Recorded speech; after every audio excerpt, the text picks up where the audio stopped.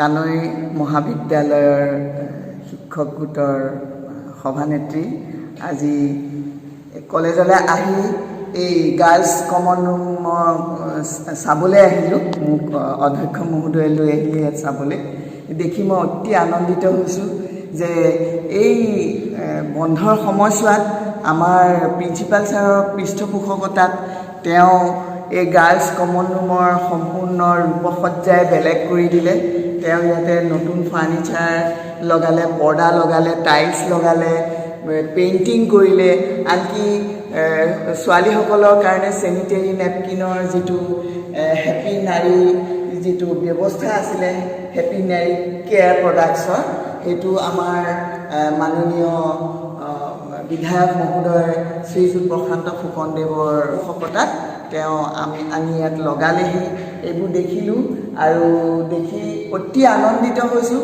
আমাৰ ছোৱালীহঁতে এতিয়া কলেজলৈ আহি অকল পঢ়াই নহয়, এই গাৰ্লছ কমন ৰুমত তেওঁ খেলৰ বিভিন্ন সামগ্ৰীও ৰাখি থৈছে, যাতে সেই সামগ্ৰীবিলাক খেলৰ সামগ্ৰীবিলাক ছোৱালীহঁতে ব্যৱহাৰ কৰি যাতে বিভিন্ন কম্পিটিশ্যনত তেওঁলোকে নিজৰ পাৰদৰ্শিতা দেখুৱাবলৈ পাৰে, সেয়াই মই আশা কৰিছোঁ। আৰু মই আশা কৰিছোঁ আমাৰ অধ্যক্ষ মহোদয়ে এতিয়া কলেজৰ গোটেই যিখিনি ব্যৱস্থাপনা তেওঁ কৰিছে, তেওঁকো মই অভিনন্দন জনাইছোঁ। তেওঁ সদায়ে কলেজৰ কাৰণে কাম কৰি আছে আৰু এই গাৰ্লছ কমন ৰুমটো আপলিফমেণ্টৰ কাৰণে গভৰ্ণমেণ্টৰ পৰাও আহিছিলে 1 লাখ টকা, সেয়াটো ব্যৱহাৰ কৰিছে আৰু অন্যান্য সকলৰ সহযোগতো তেওঁ এই গাৰ্লছ কমন ৰুমৰ সম্পূৰ্ণ চেহেৰাটোৱেই বেলেগ কৰি দিলে কাৰণে মই আজি আহি অতি আনন্দিত হৈছোঁ। ইমান চাফ চিকুণকৈ ৰাখিছে, লেট্ৰিন বাথৰুমবিলাকো অতি উন্নত হৈছে, চাফ চিকুণকৈ ৰাখিছে, যিটো এক কথাত ক'বলৈ গ'লে গাৰ্লছ কমন ৰুম আমাৰ কলেজৰ এটা গৌৰৱৰ অংশ হৈ ৰ'ল। আজি মই ডিব্ৰুগড় হনুমান বক্স সুৰজমল কানৈ মহাবিদ্যালয়ৰ এই ছাত্ৰী জিৰণি কোঠাটো চাবৰ কাৰণে আহিলোঁ। বহুত দিনৰ পৰা কৈ আছে যে ছাত্ৰী জিৰণি কোঠাটো এবাৰ চাই দিব লাগে, এবাৰ পৰিদৰ্শন কৰি দিব লাগে কেনেকুৱা হৈছে। যিহেতু ছাত্ৰী নিবাসটো আমাৰ বহুত সমস্যা আছিলে, চাবলৈতো বহুত সমস্যা আছিলে, আৰু মই যেতিয়া 2015 চনত এই ছাত্ৰী জিৰণি কোঠাটো আহি দেখোঁ, তেতিয়া সাংঘাতিক ধৰণৰ এটা জৰাজীৰ্ণ বিধ্বস্ত তেনেকুৱা ৰূপ এটা মই দেখিছিলোঁ।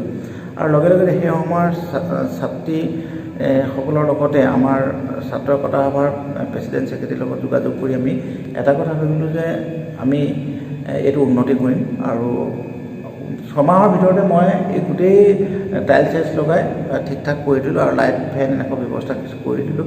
আৰু এতিয়া আজি মই দেখিছোঁ যে ইয়াত চৰকাৰৰ যিটো সাহাৰ্য আছিলে 1 লাখ টকা, ফাৰ্নিচাৰ কিনিলোঁ আৰু লগতে আমাৰ স্থানীয় বিধায়ক প্ৰশান্ত ফুকন ডাঙৰীয়াও 2.5 লাখ টকাৰ সামগ্ৰী আমাৰ এই মহাবিদ্যালয়ৰ এই ছাত্ৰীসকলৰ কাৰণে দিছে। ছাত্ৰী জিৰণি কোঠাত এইখিনি আমি ব্যৱস্থা কৰি দিছোঁ। লগতে আমাৰ আলমাৰি চালমাৰি আৰু বহিবৰ কাৰণে ফাৰ্নিচাৰ এইবিলাক ব্যৱস্থা কৰি দিছোঁ। লগতে খেলৰ সামগ্ৰীও কিছু ৰাখিছোঁ। গতিকে এই গোটেইখিনি এতিয়া এটা সুন্দৰভাৱে হৈছে, ৰং চং কৰি দিয়া হ'ল। গতিকে আমাৰ যিসকল ছাত্ৰী এতিয়া ঘৰত আছে, যিসকলে ছাত্ৰী জিৰণি কোঠাটো দেখা নাই, তেওঁলোকে হয়তো আহি এটা আনন্দ পাব। মহাবিদ্যালয়ত যেতিয়া মুকলি হ'ব তেতিয়া আহি তেওঁলোকে কৰোণাৰ সংকটৰ কাৰণে অহা নাই, গতিকে যেতিয়া আহিব তেওঁলোকে খুব ভাল পাব যে এটা সুন্দৰ পৰিৱেশ হৈছে যে ছাত্ৰী জিৰণি কোঠাটো। গতিকে মই ভাবিছোঁ যে ইয়াৰ লগতে যি খেলা ধূলা সামগ্ৰী আছে সেই সকলো খুব সুন্দৰভাৱে আমাৰ ছাত্ৰী একতা সম্পাদিকাই এইটো ব্যৱস্থা কৰিব আৰু খুব মেইনটেইন কৰিব, আৰু যাতে লেতেৰা নকৰে এই কথাটো খুব আমাৰ ছাত্ৰ একতা সভাৰ ছাত্ৰী জিৰণি কোঠাৰ সম্পাদিকাই ব্যৱস্থা কৰিব। মই ভাবোঁ মেইনটেইন কৰি থাকিলে সুন্দৰ ব্যৱস্থা এটা হৈ থাকিব আৰু দেখিবলৈ ধুনীয়াও মানুহে চাই ভাল পাব, আৰু এটা পৰিৱেশ হ'ব। ইয়াত পঢ়িবও পাৰিব, ইচ্ছা কৰিলে ইয়াত পঢ়া ব্যৱস্থাও আমি কৰি দিছোঁ। গতিকে তেওঁলোকে পঢ়িবও পাৰে, লিখিবও পাৰে, চব ব্যৱস্থা আমি কৰি দিছোঁ। গতিকে লাইট ফেন চব ব্যৱস্থা কৰি দিয়া হৈছে, আৰু প্ৰয়োজন হ'লে আৰু যি বিচাৰে আমি সেইখিনি দিওঁ। টয়লেট গোটেইখিনি ব্যৱস্থা কৰি দিয়া হৈছে। গতিকে টয়লেটৰ ব্যৱস্থাও সুন্দৰভাৱে আমি দেখিছোঁ। সকলোখিনি আমাৰ ব্যৱস্থা ভাল হৈছে। গতিকে যিসকল নতুনকৈ ছাত্ৰী আমাৰ মহাবিদ্যালয় আহিব, সেইসকলে আটকধুনীয়া এটা ছাত্ৰী জিৰণি কোঠা পাব। আৰু লগতে মই কৈ ভাল পাম যে ছাত্ৰসকলৰ কাৰণে বইজ কমন ৰুম কিন্তু আমাৰ এই মহাবিদ্যালয়ত নাছিলে। এতিয়া আমি আমি এটা বইজ কমন ৰুম আৰু NCCৰ কাৰণে এটা ভৱন নিৰ্মাণ কৰিবলৈ সিদ্ধান্ত লৈছোঁ। সেই সমস্যাটো হ'লে মহাবিদ্যালয়খনৰ এটা যথেষ্ট বহুদিনীয়া সমস্যা এটা সমাধান হ'ব। কাৰণ বইজ কমন ৰুমত আমাৰ ছাত্ৰসকলে জিৰণি লয় বা বিভিন্ন খেলা ধূলা সামগ্ৰীবিলাক ৰাখে বা তেওঁলোকে খেলা ধূলা কৰে, ইনডোৰ গেমবিলাকো তাতে খেলিব পাৰে। গতিকে বইজ কমন ৰুম আৰু NCCৰ কাৰণে পৃথকে দুটা কোঠা ব্যৱস্থা কৰা হৈছে। এটা আটকধুনীয়া হ'ব আৰু ৭৫ বছৰ মহাবিদ্যালয়খনৰ যিটো সমস্যা আছিলে সেই সমস্যাখিনি মই ভাবোঁ এতিয়া আঁতৰ হ'ব। কাৰণ কেলৈ এই মহাবিদ্যালয়ত মই 2015 চনৰ 19 জুনত যোগদান কৰিছিলোঁ। ইয়াৰ পিছৰ পৰা প্ৰত্যেকটো সমস্যা সমাধান কৰি আছোঁ। ছাত্ৰী নিবাসৰ সমস্যা, ছাত্ৰাবাসৰ সমস্যা, ছাত্ৰাবাস বন্ধ হৈ আছিলে সেইবিলাক মুকলি কৰিলোঁ। ছাত্ৰী নিবাসটো খুব জৰাজীৰ্ণ বিধ্বস্ত আছিলে, আমি নতুনকৈ তাত নিৰ্মাণ কৰি কিছু কাম কৰি দিছোঁ, টাইলছ লগাই সুন্দৰ অতিথিৰ কাৰণে ব্যৱস্থা কৰি দিছোঁ বা চকীদাৰ থাকিবৰ কাৰণে ব্যৱস্থা কৰি দিছোঁ, পানী ফিল্টাৰৰ ব্যৱস্থা কৰি দিছোঁ।